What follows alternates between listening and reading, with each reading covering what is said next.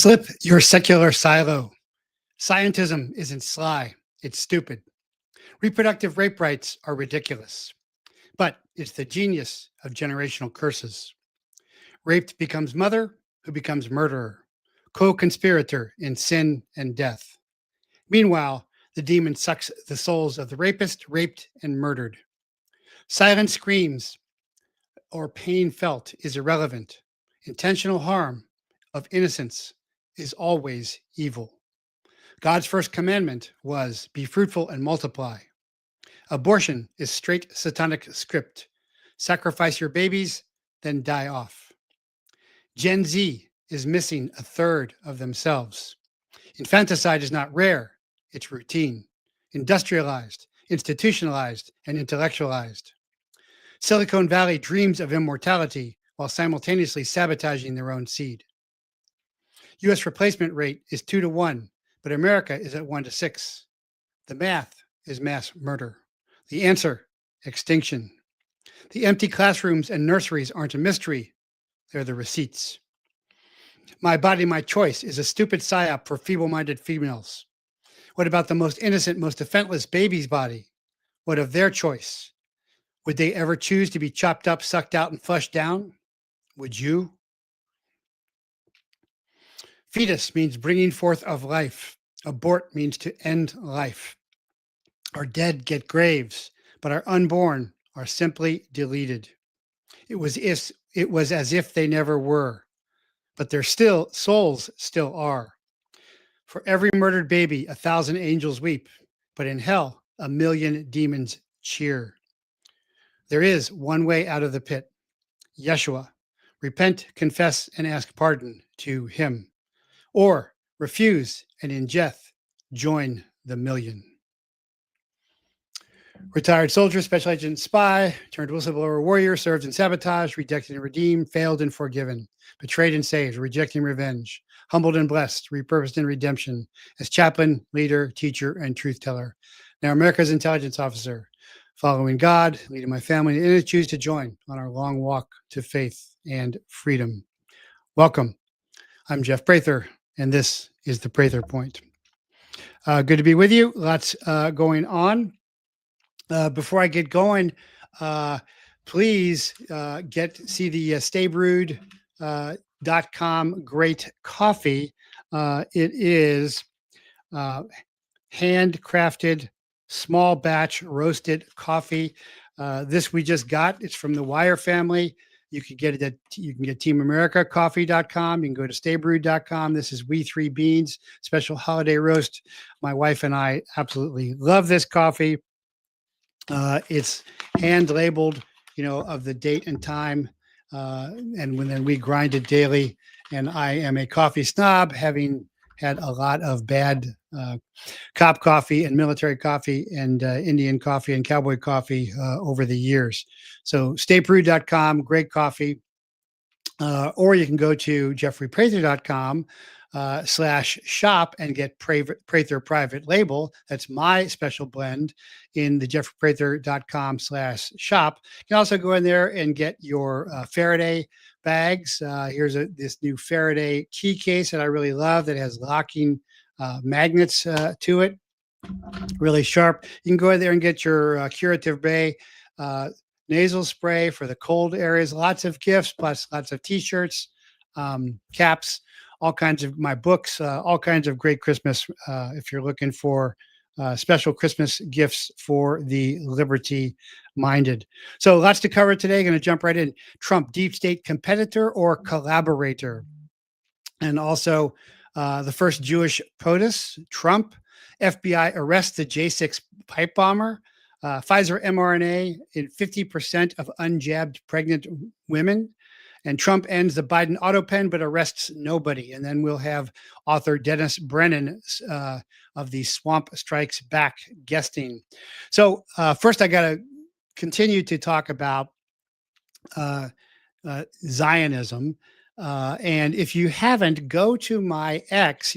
Because of the house fire, I don't have my two screens. I can't present stuff for you, but go to my X account, my Twitter account, follow me, subscribe, also on Rumble as well. Please do. I'm also streaming right now to Facebook and to X as well. But look at the story where there is a Jew named David wearing a kippah being interviewed on a 9/11 radio show about the blood-stained mattresses taken out of the Chabad Lubavitch tunnel in New York a while back.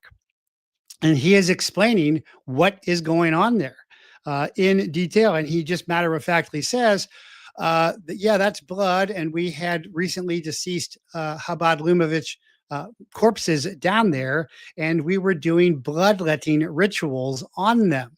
And the reason they were doing bloodletting rituals on them was to bring back their Rebbe or Rabbi Sneerson, who they think was the Messiah.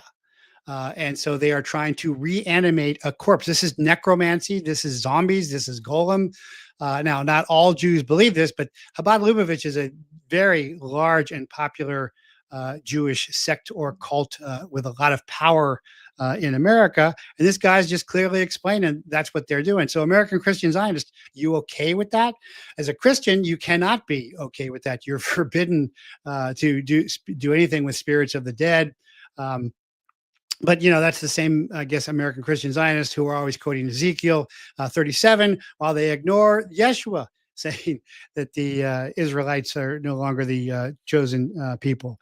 But check that out because it is really mind-blowing to see what these things are, what Jews really believe. Not all Jews, but the Chabad Lubavitch sect, certainly, that there was a Messiah. He died. They want to reanimate him, bring back to life.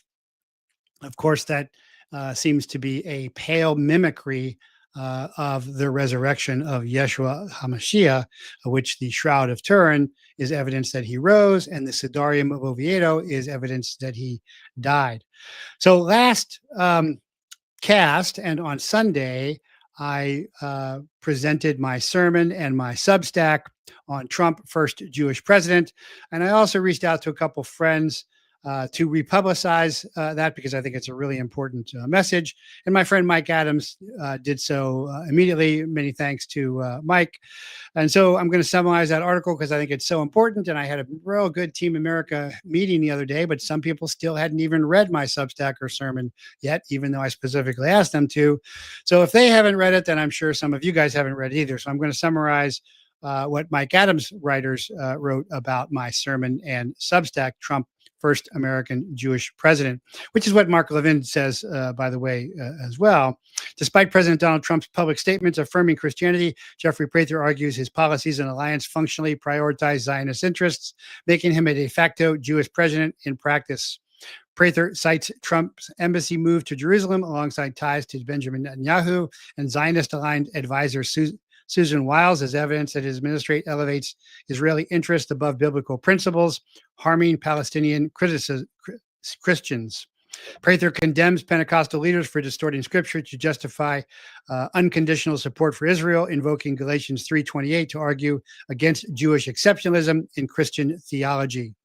Prather warns Trump's concealment of his religious identity aligns with broader efforts to replace Jesus in America, calling it censorship and anti-Christic sins. Judaism denies Christ's divinity. The critique highlights a growing rift among conservatives, questioning whether devotion to Trump compromises adherence to Christian faith and truth, especially as Zionist globalist agendas allegedly undermine U.S. sovereignty.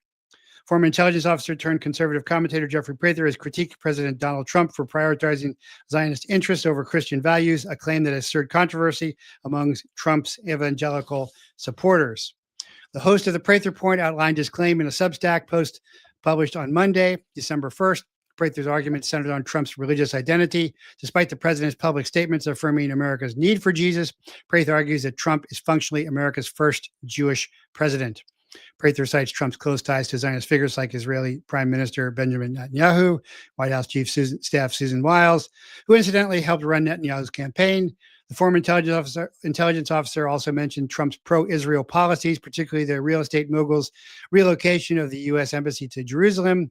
Prather linked this to a broader concerns about Christian Zionism, accusing Pentecostal leaders of distorting scripture to support Israeli policies at the expense of Palestinian Christians. I called upon Trump as our commander-in-chief to lead by example, but that won't happen because Trump does not practice Yeshua protocols, even though Trump has said America needs Jesus as a savior, Prather wrote. While Trump has acknowledged America needs Jesus as a savior, he is on public record admitting he is not a Christian. What is he? Trump isn't a Christian. He is Israel first. And I said he is Jewish. Prather invoked biblical allegories, including the parable of the wicked tenants, to argue that modern Judaism, as practiced today, deviates from the ancient Hebrew religion. He cited the Apostle Paul's letters to the Galatians. There is neither Jew nor Greek. There is neither bond nor free, nor male nor female, for you're all one in Christ Jesus, Galatians 3:28. The commentator also alleged that there is a more sinister purpose behind Trump concealing his own religious identity, noting that as part of the plan of replacing Jesus from the nation, it is censorship and ultimately anti-Christic because Judaism denies Christ, and it is the latest betrayal of those MAGA, Make America Great Again cultists who believe in Trump instead of having faith in Christ. According to BrightU.AI's Enoch engine, Trump is criticized as a Zionist because his policies and alliances heavily favor Israel's interests, aligning with global Zionist agendas that prioritize geopolitical dominance over American sovereignty. Some argue this mirrors historical patterns where Zionist-aligned figures manipulate conflicts to destabilize nations while advancing Israel's expansion, such as the Nakba under the guise of political leadership. Prather's message underscores a growing rift within conservative and Christian circles over Trump's legacy and Israel's geopolitical role. While some evangelicals remain staunchly pro-Israel, others, like Prather, I'm not an evangelical, argue that uncritical support for Zionism undermines Christian principles. Whether Prather's warnings gain traction or fade into obscurity may hinge on how deeply these theological and political fault lines continue to fracture. In an era where faith, politics, and power intersect explosively, Prather's claims force a reckoning. Can loyalty to a political leader coexist with unwavering devotion to religious truth? And that's a great point because a lot of people get very upset when I criticize Trump because they have really made Trump their replacement Messiah. And they're also too afraid to face the fact that Trump has betrayed them.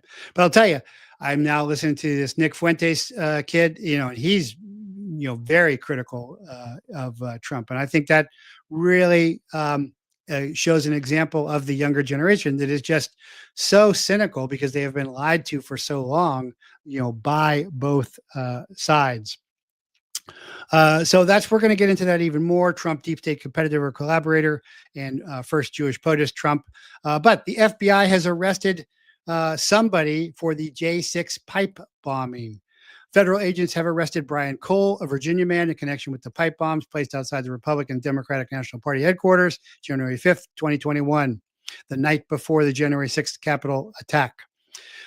Cole is described as an anarchist sympathizer taken into custody before dawn, December 4th, 2025, ending a 5-year investigation. That's not true. They closed their investigation. They stopped investigating. The arrest follows a $500,000 FBI reward, release of some surveillance footage, very limited. The bombs were made of galvanized steel pipe.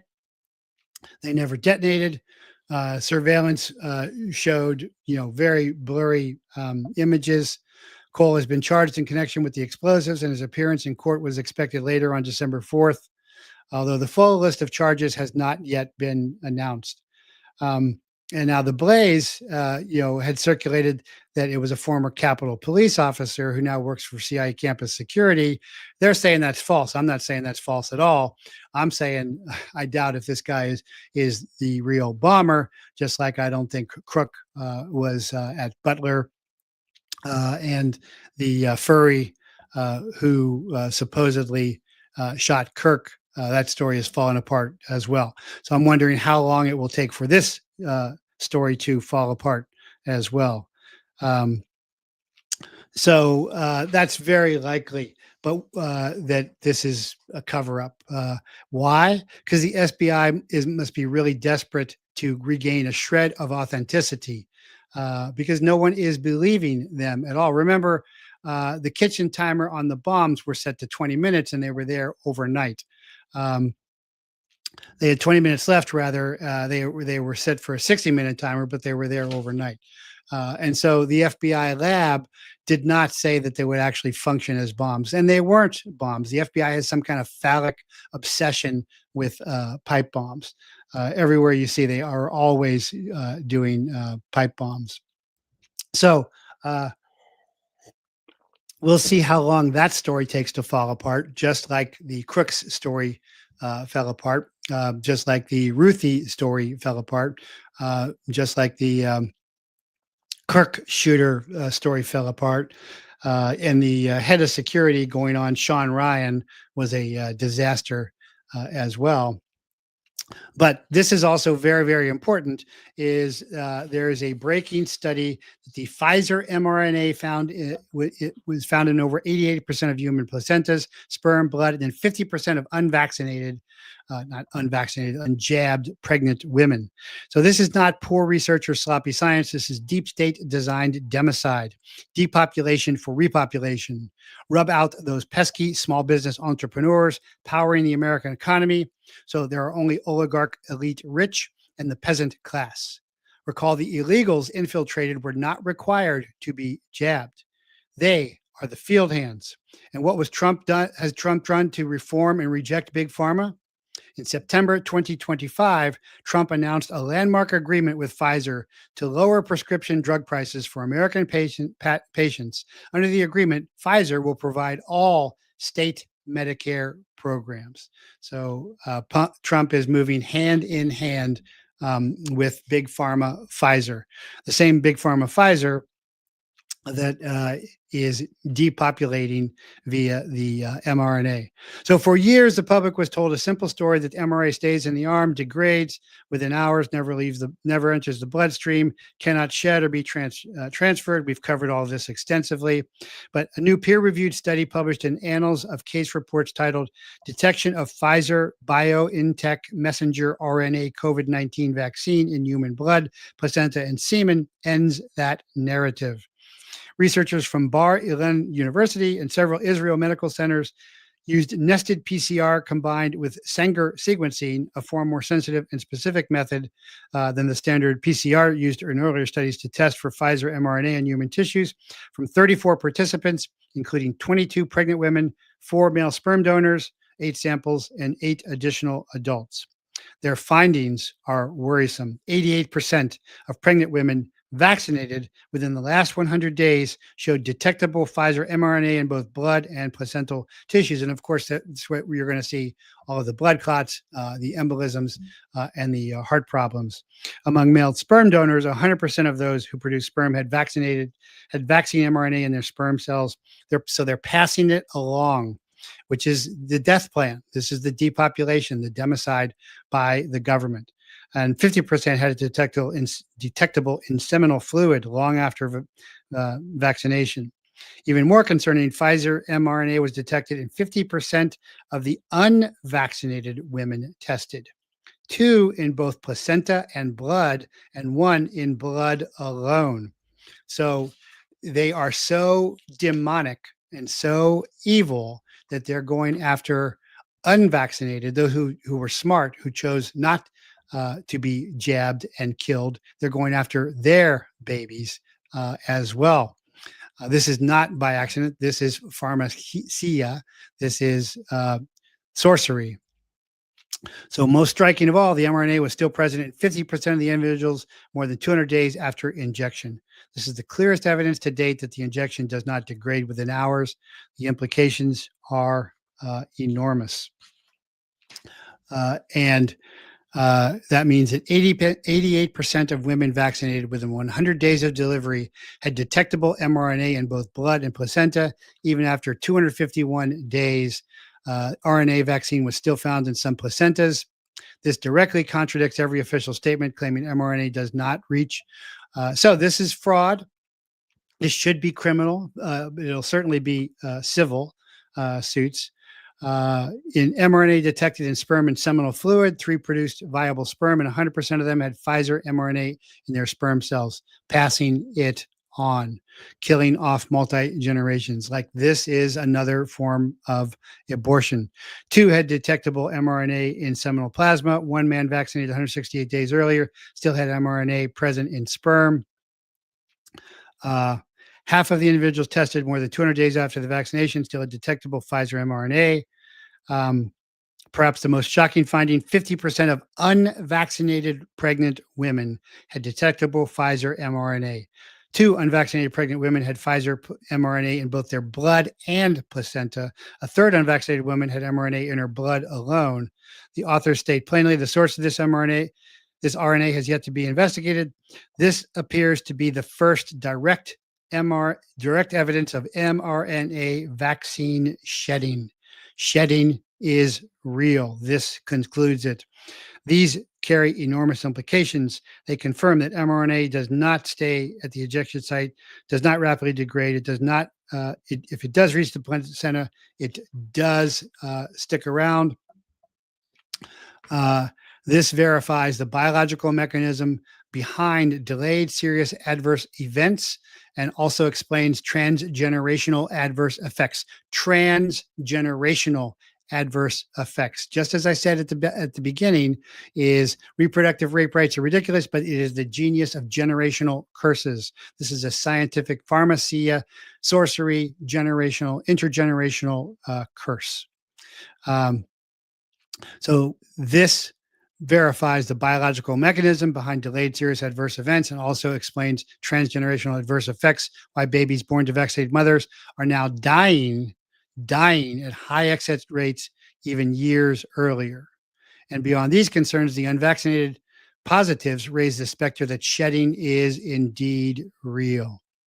So, time to shun the jabbed, shun the vaccinated, not because they shunned us, and family members shunned us, but for the safety of your babies and your children and your family, because shedding is real. And your primary duty is to life.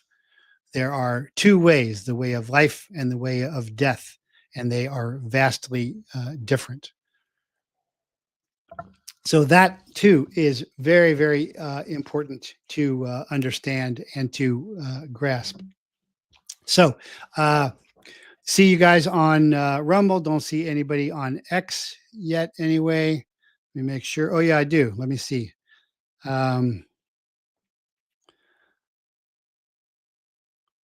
Susan Dell, NEE, Susan Line. Oop. Is Jewish. She married Michael Dell, himself Jewish. Oh, you're talking about Wiles here in a traditional Jewish ceremony, blending their shared heritage. Got it. N1 methyl pseudoreadine was used in Pfizer mRNA. Okay. You guys are smarter than me. I don't know what that means exactly. But happy to have a conversation and take your questions. So Trump, I've made the allegation that he's the first Jewish president, but I'm also asking, is he a competitor with the deep state or a collaborator? I think during his first administration, he was a competitor. I think now he is a collaborator that he has been captured. And the stuff I say, you really won't hear hardly anywhere else because everybody else is trying to be popular. Everybody else is trying to get more likes and subscribers. My subscribers are way down, by the way. I know I'm being shadow banned. I know I'm being censored, but I'm sure people don't like that I'm saying these hard truths. But regardless, I am going to say these hard truths anyway, whether you like it or not. I'm going to tell you the truth. That was my promise to you, and I am going to continue to keep that promise. If you want to see the backup for what I'm saying on the show, then you can subscribe to jeffreyprather.locals.com for $9 a month or $90 a year. You'll get basic curated news stories. If you want more than that, you can go to patreon.com/jeffreyprather. And for $5, you get the created news stories. For $15, you get special resources. And for $25, you get daily training videos with me. So, getting back to Trump as competitor or collaborator, and I'm saying first administration competitor, second now collaborator. All you got to do is go look at the deep state. The deep state, in my terminology, is the intelligence community. Of course, I was in the I've been in the intelligence community since 1984 when I was commissioned a second lieutenant military intelligence branch in the United States Army. I'm still doing competitive intelligence in the GRIN space now, genetics, robotics, information, nanotechnology, but only for the good guys. So I have a lot of experience in intelligence. I was a DIA, Defense Intelligence Agency, branch chief of the Global Operations Center. I have been a collector as well, and I've also worked as a DEA special agent in lots of intelligence centers, high intensity drug trafficking area centers. So the deep state, the intelligence agencies run rampant on their own. There is no check on them. Nobody knows their budgets. They only tell Congress what they want to tell Congress. And in recent years, and I'll just talk about the CIA, has told many, many lies. Former CIA Director John Brennan conspired with the intelligence community to frame President Trump as a Russian spy. 51 prominent intelligence officials worked to discredit true reporting with regards to Hunter Biden's criminally damning laptop. Lying, not insinuating, that the contents of the laptop were part of a Russian disinformation campaign. And again, Russia is not our enemy. Ukraine, as of Nazis, are in league with Zionist Israel, by the way. But this was a clear effort to sabotage President Trump and stage a coup. This very similar to the coups that are staged by the CIA all over the world. The same thing that was staged in Ukraine. America's spy agencies also unlawfully targeted Americans, influenced elections, and arguably engaged in an attempted coup against President Trump and his administrations. They spied on elected officials, political candidates, and American voters with total disregard for the Fourth Amendment's requirements. So what happened with all of this spying? Nothing has happened with it. Even Gabbard has brought forth allegations of this, turned them over to Pam Bondi, the Attorney General. And what has happened? Nothing has happened. Why has nothing happened? Because Pam Bondi is Trump's Attorney General. And so the deep state takes care of its own. Nothing changes with the uniparty. The FBI gets two bigger headquarters. The CIA goes on doing whatever they want, the NSA, the intelligence committee, and there is no there is no retribution. There is no justice. There is no charges. They brought the charges against Comey at the very, very last minute. Give me some of that. Says the IC is an exclusive club and we, the people, are not in it. That is very, very true. And I'm not in it anymore as well. So what do we do about that? Because I always want to present answers, options, and solutions. Well, we're doing what we're doing right here. I am billing myself as America's intelligence officer, and I am calling out the truth, the ruthless truth, the intelligence, whether anybody likes it or not, about Trump, about the intelligence. A lot of people still just want to say, oh, everything's great. And it is not. This second administration is very much failing in all these regards. Fauci hasn't been brought to justice. Biden hasn't been brought to justice. Obama hasn't been brought to justice. Brennan hasn't been brought to justice. The Comey charges were weak and dismissed, and they were purposefully done at the last minute.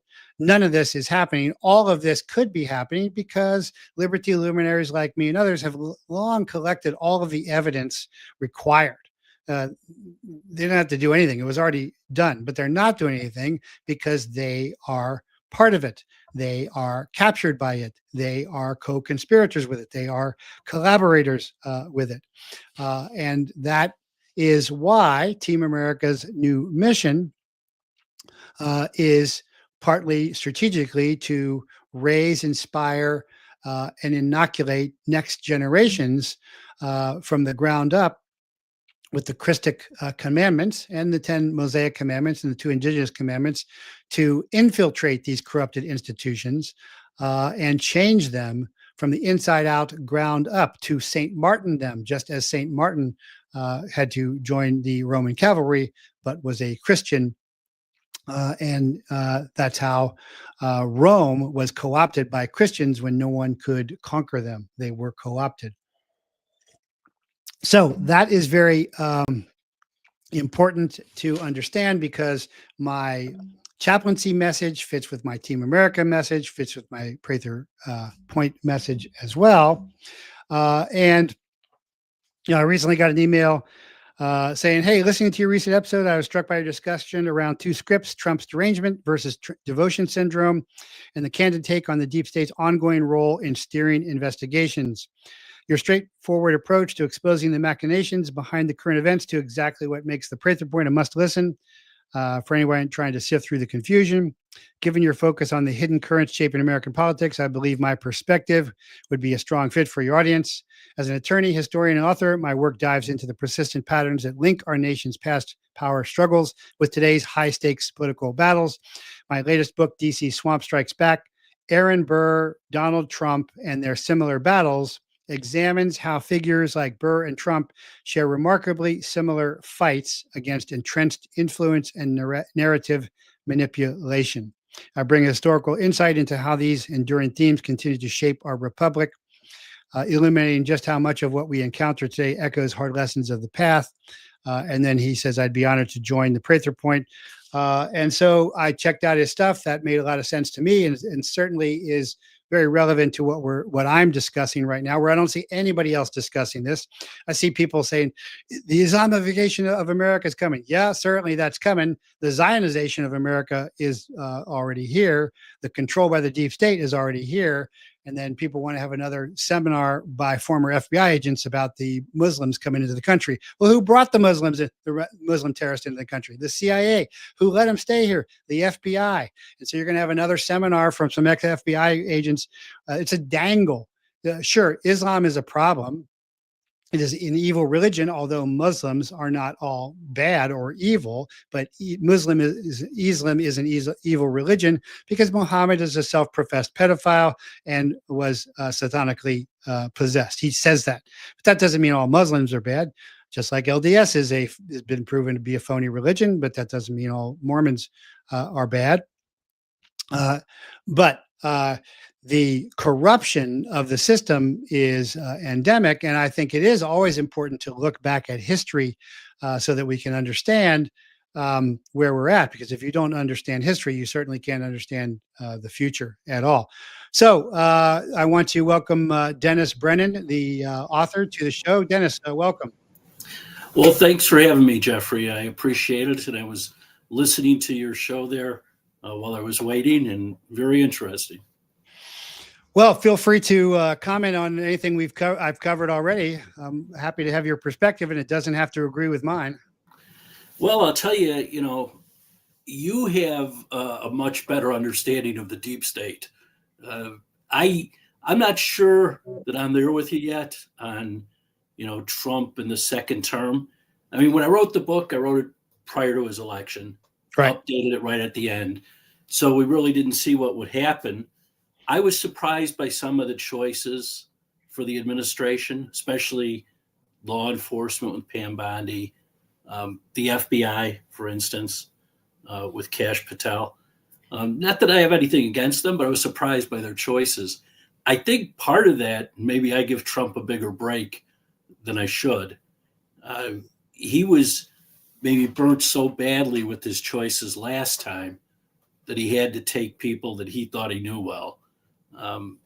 No, that makes total sense. And Wiles ran a tight ship and said no more leaks and no more traitors. And I get that totally, but the choices look like talk show choices. Patel is pathetic. He doesn't know the job at all. And Bongino's he was a Secret Service agent. He was a 1811 like I was, but he's very totally incompetent. Obviously, but most importantly is the Attorney General slot, because that's the big slot. And there were lots of better choices. Ken Paxton, for one, I think, and Bondi had already shown that she wouldn't do much in Florida. Yeah, it's interesting you mentioned Paxton. I was talking to someone, the Texas connection. I had mentioned Abbott, as somebody. He's also a former AG there. And I was Well, but impressed with him. Abbott's very corrupt, has let all the border stuff happen, helped infill more illegals. Unimpressive as far as I'm concerned. Paxton took on PFIZER. That's true. But, you know, every attorney general sued PFIZER. I mean, that wasn't, you know, that's just one big lawsuit that never really had to go anywhere except everybody file and they're going to settle. You know, Abbott, I don't know. I thought he had a lot of good points. I think the one thing that he did that really, maybe it was more political than legal though, when he was shipping up illegals to places, I'm in Illinois, Chicago, New York, because the people that live by me or the people that vote Democrat probably didn't have the same idea of how illegal immigration had infiltrated the country. If you're in Texas, Arizona, a lot of southern states, you know what's going on. Here, it's kind of far away from you and you think it's somebody else's problem. But Abbott kind of made it the blue state problem too. And I believe he was the first one to do that. So I gave him some credit. Yeah, but so one of my regulars on X says Abbott is a left puppet. And I'm trying to get the other remark there. Paxton took on election fraud as well. From a former 1811 special agent perspective, Abbott is a co-conspirator in illegal immigration. When he transports them to other states, interstates, I'd arrest him. Oh, yeah, the negative. Well, I guess it was more, like I said, political. And politically, I think it helped Trump a great deal with the votes here. I think it turned some people, even in the minority community, against the whole legal immigration that they hadn't seen before. Well, I think it was a stupid pull. I think there's a lot of 95% of folks I think are fake, whether it's pastors, politicians, generals, whatever. And I don't see any truth in Abbott. I see a lot of truth in Paxton. I'm very glad that you're open to a change in perspective, and admitting that you wrote the book, before really the second term got started. So I've seen because what I'm seeing when I look at Nick Fuentes and other young former liberty luminaries that I know, is they're very cynical. And why not? They've been lied to by both sides. They're not going to be able to have the income and the standard of living that, well, I'm older than you. I'm 68, but previous generations have had. So they're very skeptical. Like, Nick Fuentes is even more critical of Trump than I am. And so I wanted to bring that up to talk about that. There's an intergenerational difference there, where there's the never Trumpers, orange man bad, it's a syndrome, it's delusional. And then there's also the Trump is the Messiah. He can do no wrong. I guess there's still the guys out there was like, hey, he's playing fifth dimensional chess or something. Kind of late for that one. No, I think the generational issue is really a problem. And I think it was, Charlie Kirk had talked about this. Yes. And it's really something that hits home when you start looking at it, because originally when you look at it from the perspective of you or me, when you first start looking at it, it's probably, oh, come on, we all had it tough, which we all did, unless you were, born like J.B. Pritzker with billions in your pocket. You probably did have it tough. It was a struggle before you bought a house and so forth. The problem they have now, though, is it's hard to even find a house. I mean, even if you're doing well and you have two incomes and so forth, to find a house to start off is difficult. So you end up paying a lot more because there's a shortage of homes. And I think part of that, is it's based on, we have a lot of illegal immigrants here who are in housing of some sort. Some of it is we have to get back to developing real estate. Well, so see, you're right there. This is supposed to be Trump's lane. It is. I think the real solution. estate, He talked about federal land. I'm not sure how that would work and how you would do that. Well, that's just talk. There's nothing happening. I mean, the federal government is holding too much land out west. Every Westerner knows that. They've been holding it forever. They're not going to let go of it. They're not supposed to have it. But instead, we bomb Iran. We set up CENTCOM in Gaza. More Yemen stuff. Send carrier groups. That's not what people voted for Trump to do by any means. Well, and I think it gets into the mindset of building your legacy or thinking you're building your legacy rather than solving the problems that the maybe MAGA voters or Trump voters, whatever you want to call it, wanted. And especially the younger voters that came over and some of the movements and demographics from the first election to the second, that he now has to concentrate on. I mean, in 2026, big election coming up, although I think some people would say, what's the difference? Nothing's getting done anyhow. Some of that I think it's just easier for the administration to do foreign policy than it is to get these big things done, domestically. And well, that's a valid point. Commander-in-Chief has a lot more range overseas. That's a valid perspective, but that's not what he said he would do. Yeah, well, we know by now he says a lot of things. That's not a big surprise, whether you love him or hate him. I think some people take it literally. I'm going to stop the Ukraine war on the first day. Did anybody really believe that? I mean, yeah, but it's far from the first day, and still sending money. I think someplace after one of the assassination attempts, he became captured by the deep state somehow, and is now a collaborator. But I'm glad you're willing to address these things and understand the importance of these things. And I also want to look at your historical perspective, because I think that's always very fascinating, because I'm always comparing the fallen Roman Republic for the fallen American Republic. And I say the fallen Roman Empire with the failing American Empire, which was co-opted by Christian martyrs. And I think that's happening now with Charlie Kirk, the first of the modern martyrs. The Praetorian Guard that would decide who the next Caesar is the FBI, the CIA. That's my perspective that I talk about quite a bit. But I think it's very much worth looking historically. So explain to us your analogy with Aaron Burr. And he did the deal. Didn't he do the duel with Hamilton on the lawn as well?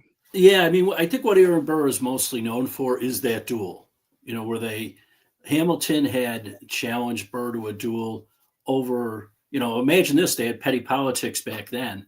And it was over petty politics, a letter that was written into a newspaper. Burr wouldn't take back what was said.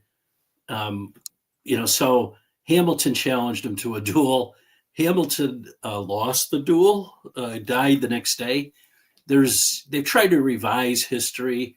The musical, if you saw that, has it in there. And even some of the historians that have written about Hamilton have said, oh, Hamilton shot the bullet in the ear or he shot it into a tree. There was no real evidence of that. And this all to make Burr look like the bad guy because Burr shot him in the chest. It was a duel.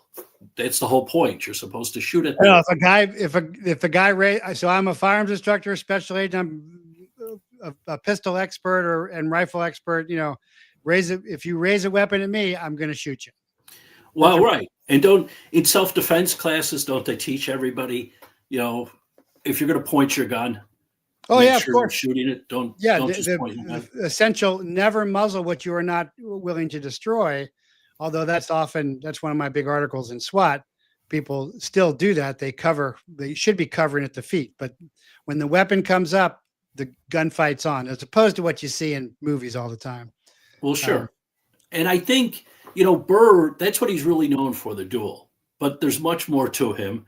He was the vice president for Jefferson. I detail in the book how really Burr never really gets credit for this, but he is more responsible for Jefferson's victory than anybody else. They ran together once, the first time against John Adams, who had been the vice president of Washington. Adams defeated Jefferson, but Jefferson at that time, if you got the second amount of votes, even though you're the other party, you become the vice president. So Jefferson was the vice president to Adams. He then ran against him and had Burr as his candidate again as vice president. During that time, those 4 years where Adams was serving and Jefferson was serving as vice president, Burr went back to New York, changed the New York General Assembly to be elected towards people that were more in line with him and Jefferson. He was successful doing that. At that time, electoral votes were decided by the General Assembly of each state, not by the votes in the state. So General Assembly there voted for Jefferson and Burr. Jefferson defeated Adams in that race. He tied with Burr, which again, we weren't perfect. Everybody talks about how, the founders were perfect.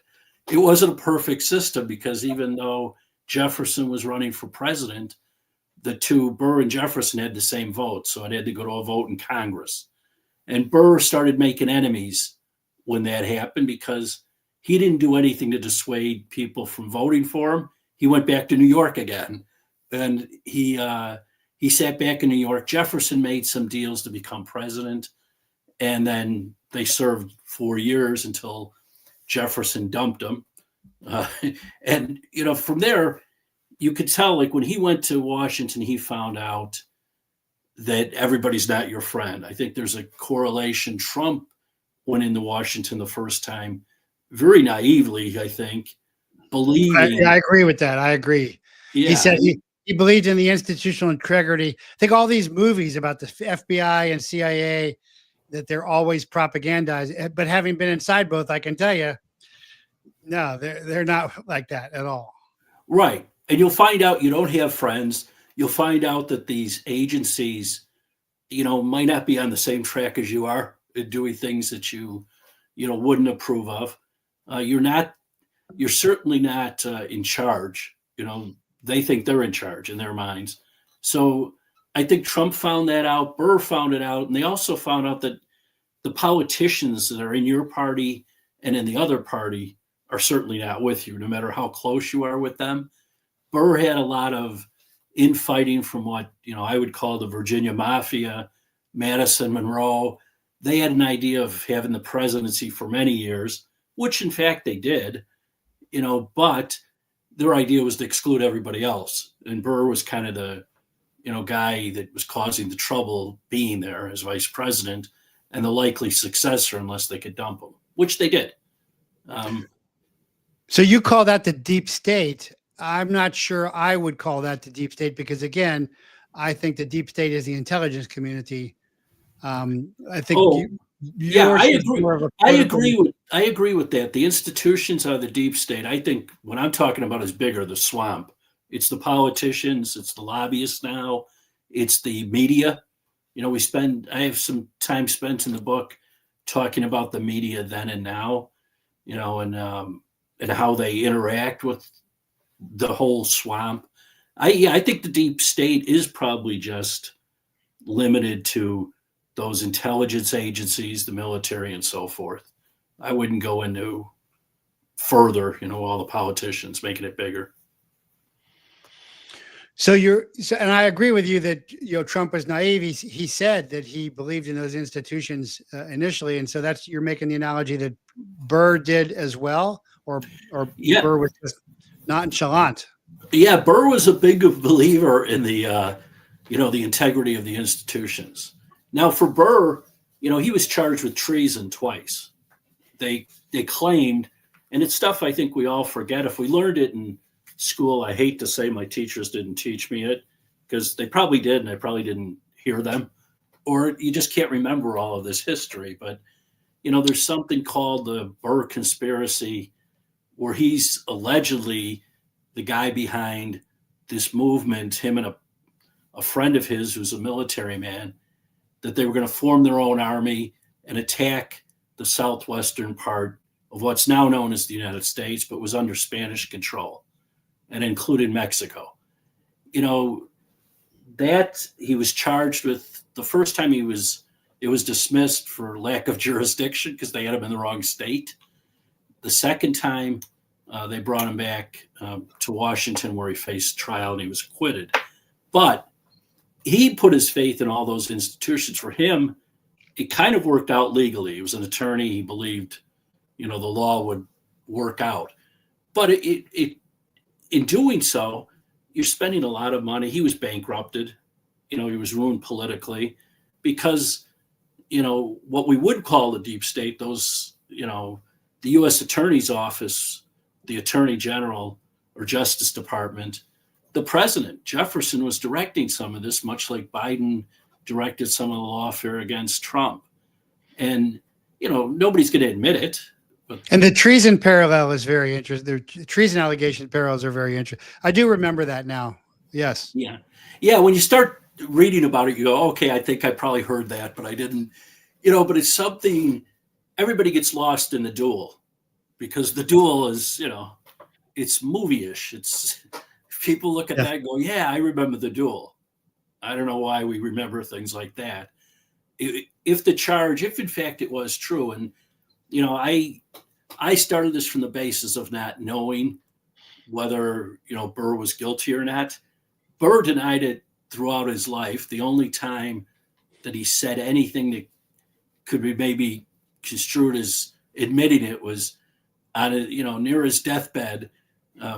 We were now in this Spanish-American War, where the U.S. and Mexico were basically fighting over this territory, and Burr made a wisecrack that he was just 40 years early on doing that, but he never really said he did it. He always denied that he would rather die than do something that was treasonous against the United States. He was a military guy, he fought in the Revolutionary War. Others have, convicted him by innuendo. I look at it like, hey, there's not enough evidence to convict the guy. You can believe it, and some do.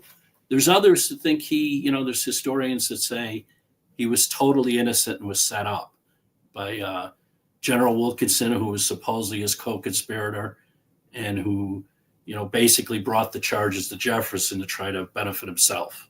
That sounds like General Miley with Trump. Right. So that's the thing. There's a lot of comparisons where you see what's going on. And that's why Burr stood out to me. People have asked me, well, how does he compare with a vice president, as if that's not a big spot? I'm like, well, that's the guy that I see the correlation with, not other presidencies. Perhaps others see something different, but that's what I saw. Well, and also trying to, so you say Burr was financially broken, and that's what they do. They try to do that to me. They do that to Trump, is throw lawsuits at you because they have lawyers on staff, but you got to pay out of pocket. Sure. And you saw with Trump when he was out of office, when you have that, you have criminal charges, you have 4 cases going on, you have civil suits everywhere. You have even some of your own friends, Michael Cohen, testifying against you. It becomes difficult. And for most of us, that's going to be almost impossible, right? I mean, people often ask, why did someone plead guilty to a charge?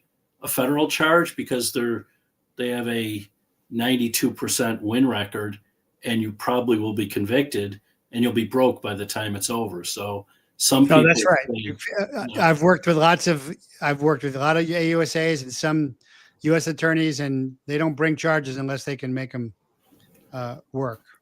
Right, that's really true. Well, yeah, and it's it's not just to drag you through the mud. They're going to break you. They have a lot Yeah. of evidence, and so what do you do if you're a defendant? You might take your best deal, and Well, take the time. yeah, I wouldn't, but I was never charged, never been convicted, but they certainly tried under Eric Holder and DOJ and DEA. Give me some of that. It says 56 viewing and only 7 likes. Yeah, and only 56 viewing. I'm very much censored and shadow banned these days. We always have like 300 on here before. Lawfare essentially reduced to economic warfare. Yeah, that's very true. Give me some of that. So do you see that same thing happening with Trump? That he's going to be financially broken? I think Trump is fighting back on that idea. They certainly wanted that, and I think they moved their cases quicker. We complain about the cases now, whether it's Comey or they, Attorney General not moving fast enough. But really, on the other side, a lot of people who were anti-Trump during those 4 years were wondering why they weren't moving quicker against Trump. And by the time, they were able to delay things, none of the cases except for, the New York stuff in state court really moved.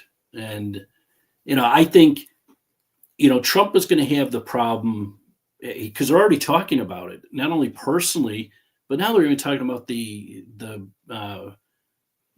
attacks on the Venezuelan drug boats off the coast, that they'll go after military people.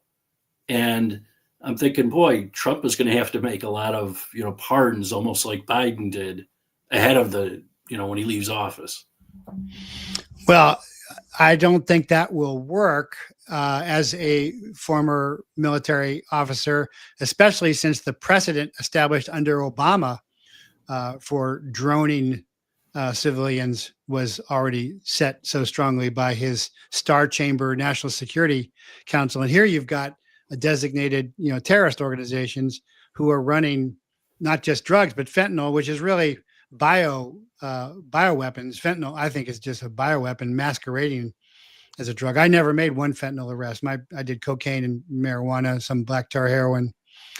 But I don't think that legally, I don't think those arguments have much standing. As far as charges, you mean, against the? Yeah. Yeah. Oh, I would agree, but that doesn't mean they don't bring them against you. I mean, Oh, no, I thought, true. some of those cases against Trump, like now the Georgia case is gone. Well, they're all gone, really, but they were very weak as far as legally. And I don't have a problem going after a president if you have him on real criminal charges, but you should have, substantial charges if we're going to charge a president. Well, that's my real complaint, is that you've got Biden on videotape extorting a Ukrainian attorney general and bragging about it. You've got Burisma evidence. You've got Chinese espionage evidence. And, where is the FBI and where is the attorney general going after the Biden crime family? Why has that not happened? There's only one plausible explanation, is because they are cooperating with that. Now, I've heard, I had my friend Ed Manderstill on, who said, Israel might be threatening America with nukes that have been brought in. But maybe he's being held hostage in that way. Maybe that's what the golden pager was about. But the fact remains, there's no charges against Fauci either. There's no charges against the 50 so-called intelligence professionals with the Hunter laptop. Where's the Department of Justice? Where's the Attorney General? And where is Trump's impetus to do this? Yeah. Well, I think, like we discussed, he's been involved in a lot of the foreign affairs. And, you're probably damned if you do and damned if you don't, because people will talk about you're doing the same. Well, they're already talking about you're going after your enemies.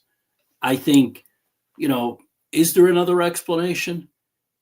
Perhaps it's so ingrained in the FBI and other law enforcement, the attorney general, that even one individual or two, like the FBI, you put your two top people in there, but how many people are in the FBI that are actually making decisions? And can you slow it down? If your boss tells you, I want you to do something, is Oh, it sure. Yeah, Yeah. definitely. I mean, Patel and Bogino aren't in charge of anything. They just stand around and whatever whatever they are given, they just say, oh yeah, that's it. There's nothing, no Epstein charges, and for me, that's really the line in the sand that we're going to permit as a formerly virtuous populace that is necessary for a republic, the kidnap, rape, and murder of little girls to support intelligence agencies, which are not constitutional, uh, by any means. But I don't know if you know the answer to this, but I know Washington ran his own intelligence network. He was Agent 711, the Culpeper stuff. I don't know what was going on at the Burr time, if there was much of a structure then. Do you know anything about that? I don't think there was much of a structure then. Unfortunately, I didn't see anything like that. Interesting. So based upon what you have learned about Burr, what are your conclusions about the trajectory of the Trump administration? Well, I think, maybe I just compare it to the last administration. I think, if you look at what Trump is doing now, he does have, well, there's problems. He has better people, I think, or more loyal people. We can compare, as bad as maybe Pam Bondi has been, he certainly didn't have an attorney general last time. Bill Barr was not very helpful to him. He was a CIA. He was still CIA. Yeah.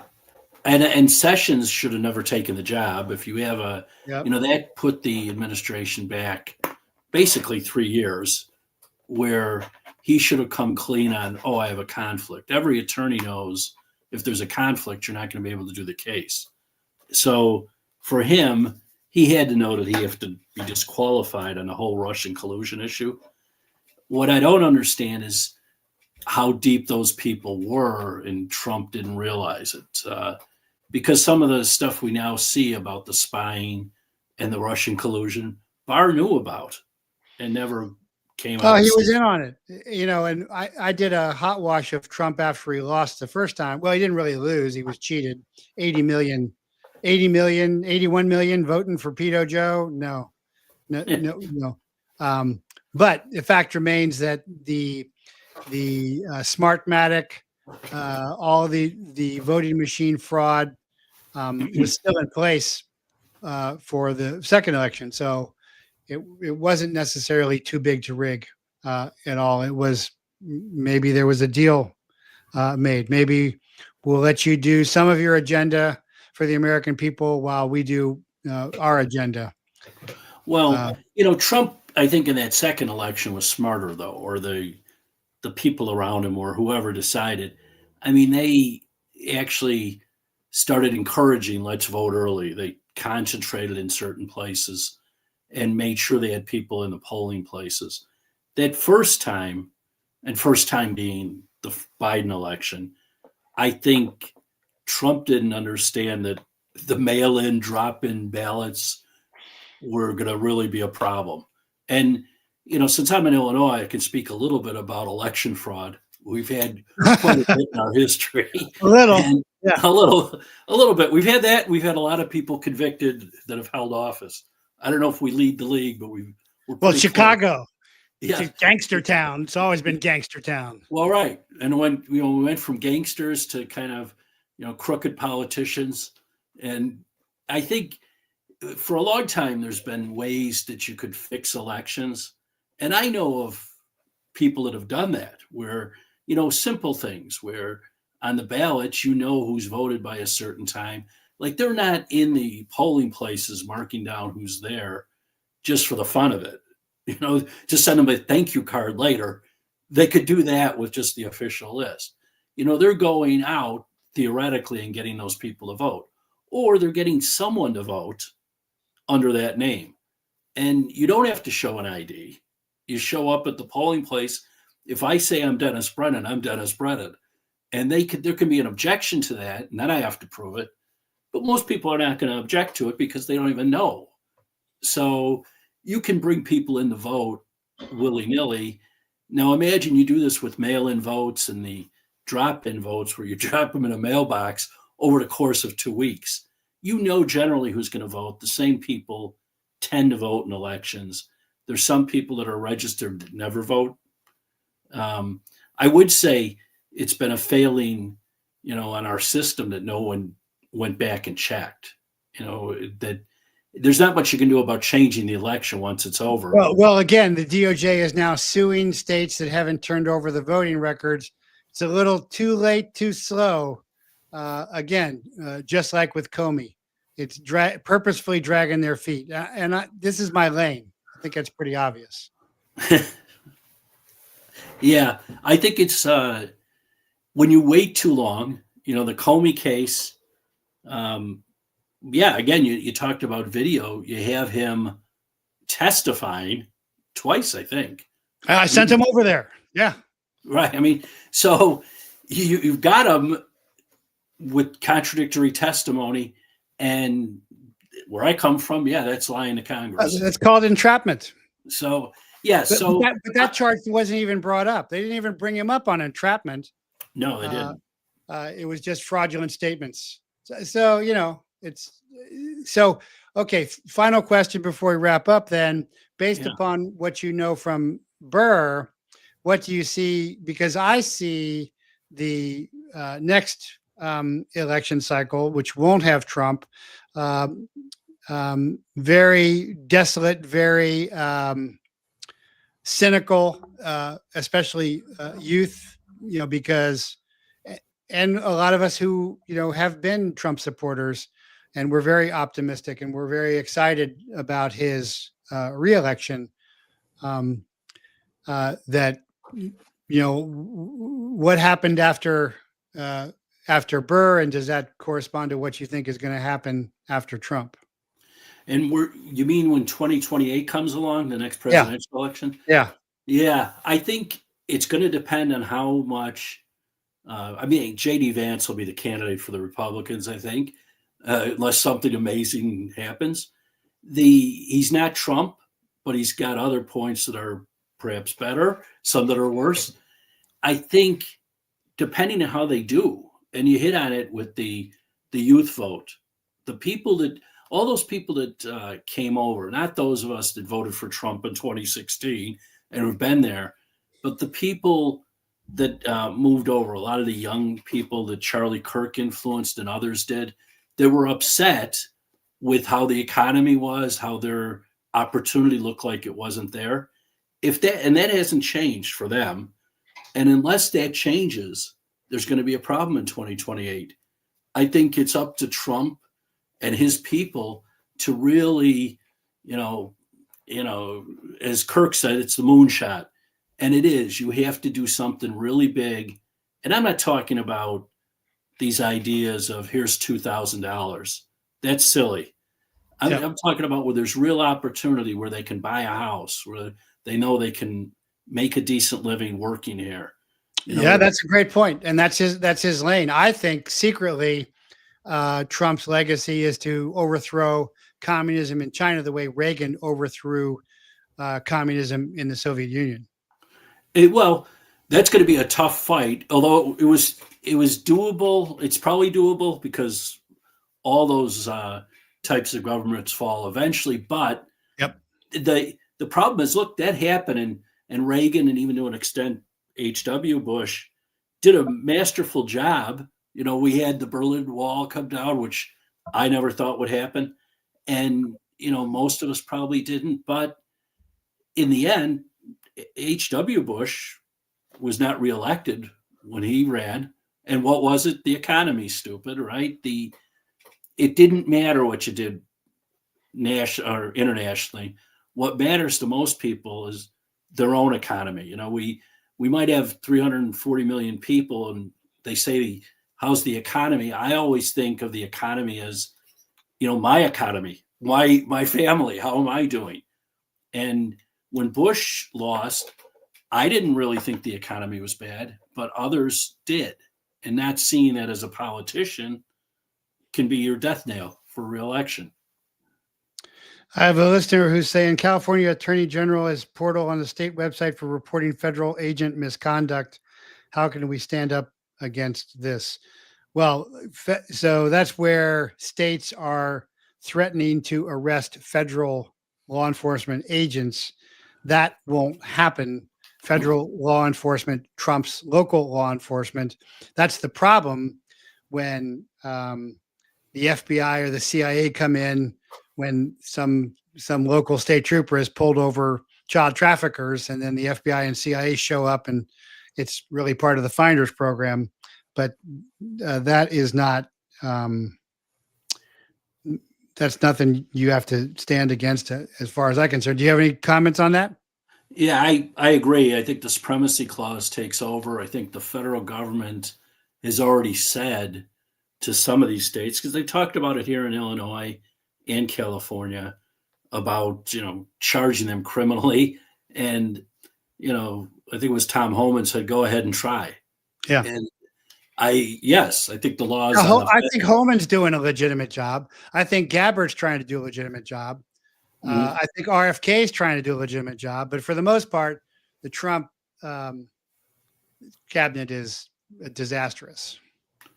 I think there's some that are doing well. You're right. There's some that are, maybe the jury's out. And for some, you might want to replace them right now. And I'm sure they will. There's how many cabinets serve all 4 years? Well, moving like pond water. Yes. I look at it like this is more like a 12-year project. You have to win the presidency in 28 and then again in 32. Well, maybe you can write a book on and tell us why J.D. Vance has changed his name 3 times.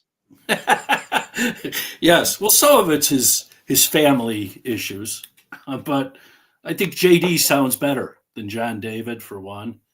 So whatever.